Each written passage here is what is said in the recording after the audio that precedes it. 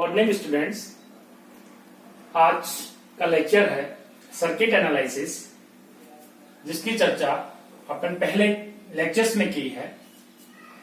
Circuit analysis में मुख्यतः अपन परिपथ के किसी अवयव से बहने वाली धारा का मान ज्ञात करते हैं या इसके अवयव के सिरों पर वोल्टता का मान ज्ञात करते हैं। परिपथों का जो समूह है वो मिलकर एक जाल बनता है, इसको नेटवर्क कहते हैं। इसकी चर्चा अपन कर चुके हैं। नेटवर्क जाल क्या होता है? परिपथों का समूह। और सामान्यतः अपन चतुर टर्मिनल जाल लेते हैं, इसके बारे में भी विस्तार से चर्चा कर चुके हैं। चतुर टर्मिनल जाल आप जानते हैं, सिंपल अपन कहें दिस इज चतुर टर्मिनल नेटवर्क, 4 टर्मिनल नेटवर्क या चतुर टर्मिनल जाल। आपको पता है कि इसमें 2 इनपुट सिरे होते हैं, 2 आउटपुट सिरे होते हैं। इसको अपन निवेशी सिरा कहते हैं और इसको अपन निर्गत सिरा कहते हैं। निवेशी सिरे की जो अपने पास फिजिकल क्वांटिटी है उसको सिंपल I1 V1 से रिप्रेजेंट करते हैं, इसको I2 एवं V2 से रिप्रेजेंट करते हैं। अब इसको अपन कह रहे हैं कि जाल, 4 टर्मिनल नेटवर्क, इसको मैं FN से रिप्रेजेंट किया। ये सिंपल एक ब्लॉक डायग्राम है। ब्लॉक डायग्राम क्या होता है? जैसे टीवी के अपन पिक्चर देखते हैं तो टीवी का जो बाह्य आवरण आता है वो ब्लॉक डायग्राम होता है, लेकिन इसके अंदर क्या है, इसके अंदर क्या है वो जानना आवश्यक है। इसके अंदर क्या है? नंबर ऑफ सर्किट्स, परिपथों का समूह, परिपथों का समूह। अब सिंपल जो सर्किट रहता है उसका एनालिसिस ओम के नियम से अपन इजीली कर सकते हैं। ओम का नियम तो आप सभी जानते हैं। ओम का नियम क्या होता है? V is equal to IR। कोई सिंपल सर्किट है, उस सिंपल सर्किट में बहने वाली धारा का मान ज्ञात करना है या वोल्टता का मान ज्ञात करना है प्रतिरोध के सिरों पर, तो अपन इस नियम से इजीली रूप से ज्ञात कर सकते हैं। लेकिन जब नेटवर्क कॉम्प्लिकेटेड हो जाता है, जब सर्किट कॉम्प्लिकेटेड हो जाता है, नंबर ऑफ सर्किट्स आते हैं, तो ओम का नियम काम में नहीं ले सकते। उसके द्वारा धारा का मान ज्ञात नहीं कर सकते, वोल्टता का मान ज्ञात नहीं कर सकते। उसको ज्ञात करने के लिए किरचॉफ ने नियम दिए, जिसे किरचॉफ के नियम कहते हैं। किरचॉफ ने 2 नियम दिए थे जिसकी चर्चा विस्तार से अपन कर चुके हैं। किरचॉफ के नियम,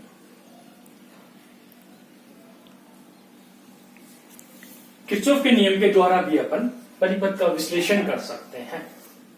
लेकिन किरचॉफ के नियमों में भी, किरचॉफ के नियमों के द्वारा भी कुछ परिपथों के विश्लेषण में प्रॉब्लम आती है।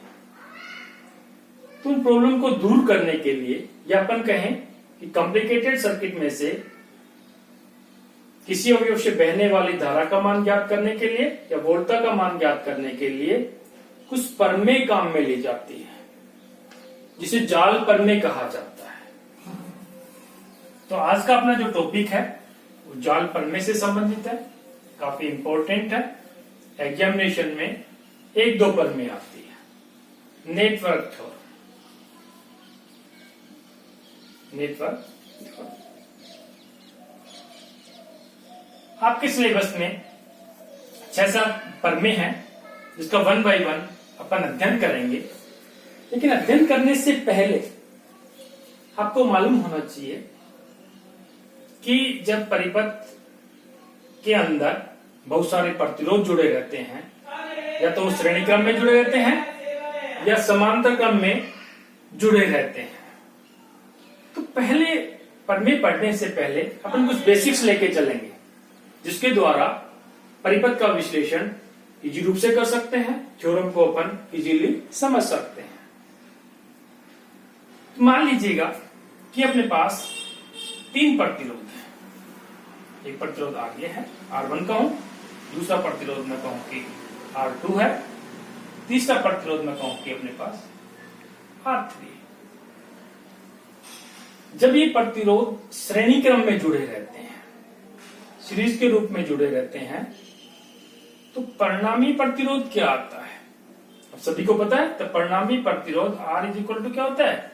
R1 plus R2 plus R3। यानी कि प्रतिरोध इस प्रकार से जुड़े रहेंगे, R1, फिर अपने पास R2, फिर अपने पास क्या है? R3। ये अपने पास है R1, ये अपने पास है R2, ये अपने पास है R3। यहां से जो अपने पास प्रतिरोध है दिस वैल्यू, ये अपने पास है R। लेकिन जब ये प्रतिरोध समांतर क्रम में जुड़े हो, पैरेलल रूप से अगर जुड़े रहते हैं, तब परिणामी प्रतिरोध क्या होगा वो भी आप सभी को आता है। तो अपन लिखते हैं कि 1/R is equal to 1/R1 plus 1/R2 plus 1/R3। ये मैं क्यों समझा रहा हूं? इनकी जरूरत पड़ेगी आगे परिपथ का विश्लेषण जब अपन करेंगे या प्रमेय समझेंगे तो इन सभी चीजों की जरूरत पड़ेगी। एक मैं परिपथ लेता हूं, उसमें अपन देखते हैं कि परिणामी प्रतिरोध कैसे ज्ञात करेंगे।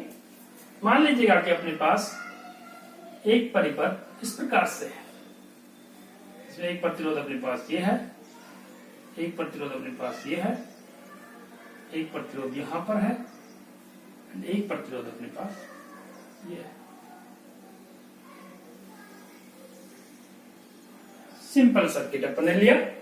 यहां पे जो बैटरी लगी है आपको पता है कि बड़ी लाइन प्लस को रिप्रेजेंट करते हैं, छोटी लाइन माइनस को रिप्रेजेंट करते हैं। माना कि ये प्रतिरोध अपने पास है R1, ये अपने पास है R2, ये अपने पास है R3 और ये अपने पास है R4। इस सर्किट में बहने वाली धारा मैं कहूं कि सिंपल I1 है, यहां से जो धारा बहती है। ठीक है, इसको समझना काफी इंपॉर्टेंट है, बेसिक्स आगे आपको काम आएगा। तो अपन चर्चा करें कि I1 का मान कैसे ज्ञात करें। तो I1 का मान जो अपन ज्ञात करते हैं पहले ओम के नियम से ज्ञात कर सकते हैं इजीली। देखिए क्या आएगा, I1 is equal to battery का वोल्टेज, इसका EMF, मैं कहूं कि बैटरी के सिरों के ऊपर जो वोल्टेज है, या कहूं कि इसका जो इलेक्ट्रोमैग्नेटिक फोर्स है वो अपने पास क्या है? E। तो I is equal to V upon R होता है, मैं कहूं कि E अपॉन R। अब यहां से करंट जब निकल रही I1, तो टोटल लोड कितना होगा? लोड में अपन देखें कि R1 connected to R2, R3, R4 से कनेक्ट है, तो टोटल जो अपने पास ये लोड है इसका इफेक्ट पड़ेगा। इसका इफेक्ट पड़ेगा तो यहां पे अपन लिखेंगे परिणामी प्रतिरोध। परिणामी प्रतिरोध, रिजल्टेंट प्रतिरोध कितना है कि अपन यहां से स्टार्ट करेंगे। यहां पर निकाले परिणामी प्रतिरोध, माना कि R है, R इज इक्वल टू क्या होगा, यहां से चले R1 प्लस, आगे अपन करें प्लस। अब देखिएगा यहां पे आकर के कि अपन देख रहे हैं यहां पे R2 से पहले अपन कहें कि R3 और R4, ये तो क्या है? श्रेणी क्रम में जुड़े हुए। R3 और R4 किसमें है? श्रेणी क्रम में। तो टोटल अपन कहें कि R3 प्लस R4 यहां का, लेकिन ये R2 के समांतर क्रम में है। ये इसको अपन लिखें कि R2 is parallel of R3 plus R4। समझिएगा इसको। आप देख रहे हैं R3 प्लस R4 श्रेणी क्रम में है। अब श्रेणी क्रम समांतर क्रम जो भी अपन ने चर्चा की कि समांतर क्रम में क्या होता है कि सभी प्रतिरोधों का जो भी प्रतिरोध है एक सिरा एक पॉइंट से जुड़ा रहता है और लास्ट में सिरा एक पॉइंट से जुड़ा रहता है कॉमन सिरे में। तो यहाँ पे R3 सीरीज में R4 के और पैरेलल किसके है? R2 के। तो परिणामी प्रतिरोध कितना हो जाएगा? R1 तो यहां तक आ गया, इससे आगे वाला अपन कहें तो समांतर क्रम में अपने पास क्या आएगा? अपन कहें कि R2 multiple of R3 plus R4 upon R2 plus R3 plus R4। Clear? अभी मैंने R2 multiply R3 plus R4 क्यों लिखा? क्योंकि जब दो प्रतिरोध समांतर क्रम में जुड़े रहते हैं, मान लीजिए कि R1 is parallel of R2, तो परिणामी प्रतिरोध R इज इक्वल टू क्या होता है? R1 R2 upon R1 plus R2। सामान्यतः आप जानते हो, 2 हैं तो अपने पास ठीक है, 3 जब आते हैं तो अपने को निकालना पड़ता है। तो यहाँ पे एक प्रतिरोध तो ये हो गया, एक प्रतिरोध अपने पास ये हो गया, तीनों का सम हो गया। तो इस प्रकार से इसको अपन लिख सकते हैं। तो इसका मतलब परिणामी प्रतिरोध R अपने पास आ गया। तो अपन कहेंगे धारा कौन सी आ गई, I = E/R। क्लियर। अब आपको ये कहें कि R3 से बहने वाली धारा का मान ज्ञात करो, या कहें कि R2 के सिरों से बहने वाली धारा का मान ज्ञात करो। तो माना कि R2 के सिरों से बहने वाली धारा मैं कहूं कि I2 है, और I3 से बहने वाली धारा अपने पास क्या है, I3। ये भी देखिएगा कि ये जो I3 है ये R3 में से बह रही है और R4 में से बह रही है, श्रेणी क्रम में है। तो जितनी धारा R3 में बहेगी उतनी धारा R4 में बहेगी।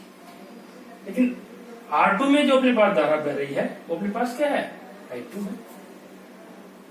अब आपको कहें कि I2 ज्ञात करो या I3 ज्ञात करो, तो भी ओम के नियम से काम चल जाता है। वो आप कैसे ज्ञात करोगे, दिस इज इंटरेस्टिंग। अब यहां तक तो आपको मालूम चल गया कि यहां तक अपने पास धारा आ रही है I1। अब अपन कहें कि ये अपने लूप 1 मान लिया, ये अपने पास लूप 2 मान लिया। लूप 2 के सिरों पर, इस पॉइंट को मैं कहूं कि अपने पास ये जो पॉइंट है यहां से यहां पूरे लूप के ऊपर वोल्टेज कितना है, इसको अपन लिखेंगे voltage of loop 2, voltage across loop 2। ये कितना होगा, करंट तो अपने को पता है कि करंट अपने पास है I1 आ रही है। ओम के नियम से V = क्या होता है, IR। तो I का मतलब तो I1 हो गया।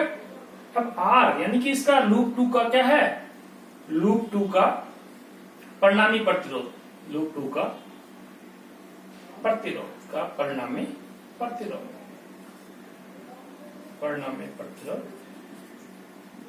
अब लूप 2 का परिणामी प्रतिरोध कितना है, वो तो आपने अभी निकाला है, कितना है, दिस इज, ये जो भी अपन निकाला, क्योंकि इसमें R2 is the parallel of R3 + R4। R2 is parallel of R3 + R4। तो परिणामी प्रतिरोध कितना है, दिस वैल्यू, यानी कि वोल्टेज 2 के ऊपर जो लूप 2 के ऊपर जो वोल्टेज है उसका मान अपने पास होगा I1 मल्टीप्लाई ऑफ क्या अपने पास R2 multiply R3 + R4 upon R2 + R3 + R4। Clear है। अब अपने पास ये आ गया कि वोल्टेज 2 के ऊपर वोल्टेज का मान। अब यदि आपको I2 का मान निकालना है, तो I2 का मान निकालना है तो R2 से डिवाइड करेंगे। अगर I3 का मान निकालना है तो R3 + R4 से डिवाइड करेंगे। अब यहां मैं कहूं कि वोल्टेज 2 में अगर I2 का मान अपने को निकालना है तो I2 = इस सिरों के ऊपर जो वोल्टेज है, वोल्टेज 2 डिवाइडेड बाई ऑफ यहाँ पे कितना रेजिस्टेंस R2। ये भी ओम के नियम से है, I = V/R। तो इसमें तो सभी में ओम का नियम काम में ले रहे हैं। अब वोल्टेज 2 का मान कितना है, ये वोल्टेज 2 है, डिवाइडेड कितना कर दिया, बाई 2 कर दिया। बाई 2 करेंगे तो R2 से R कट जाएगा, I1 का मान अपन रख देंगे। तो इससे अपने पास क्या आ जाएगा, R2 से बहने वाली धारा का मान इजीली रूप से अपन ज्ञात कर सकते हैं। वोल्टेज 2 की जगह तो अपने पास दिस वैल्यू आ गई, दिस इज वोल्टेज 2। R2 अपने पास ये है, R2 से R2 कट जाएगा तो I2 का मान कितना आएगा अपन निकाल सकते हैं। अब ये कहें कि I3 का मान कितना होगा, तो I3 = अपने पास क्या आएगा, वोल्टेज इन लूप 2 अपॉन क्या आएगा R3 + R4, क्योंकि श्रेणी क्रम में ये करंट यहां भी बहेगी और ये करंट अपने पास यहां भी जाएगी। तो इसका लोड तो अपने पास क्या R3 + R4, यानी कि R3 + R4। इसमें अपन डिवाइड करेंगे, यानी कि वोल्टेज 2 का मान क्या है, जो भी अपन ऊपर देख रहे हैं I1, और ये जो वैल्यू कितनी है R2 + R3 multiply R3 + R4 upon R2 + R3 + R4 divided by क्या है R3 + R4। Clear. R3 plus R4 से अपने पास ये कट गया, तो I3 का मान कितना है? तो I3 का मान अपने पास आया I3 is equal to I1 multiple of R2 upon R2 plus R3 plus R4। I3 का मान आ गया। This is clear. अब ये कहें कि R2 के शुरू पर वोल्टा का मान कितना होगा। अगर ये कहें कि अपने पास किसी अवयव के ऊपर वोल्टा का मान क्या होगा, तो वोल्टा का मान निकाल सकते हो। मैं कहूं कि R2 के शुरू पर वोल्टेज कितना होगा, आपको पता है I2 multiple of R2। I2 का मान तो अपन ने निकाला है अभी, उसका मान अपन रख देंगे। I2 का मान यहां भी निकाला था, वो अपन रख देंगे। R2 अपने पास है। इसी प्रकार से कहें कि R3 प्लस R4 के शुरू पर या R3 के ऊपर अपने पास वोल्टेज क्या होगा, करंट अपने पास क्या है I3, और उसके शुरू पर प्रतिरोध का मान कितना है R3।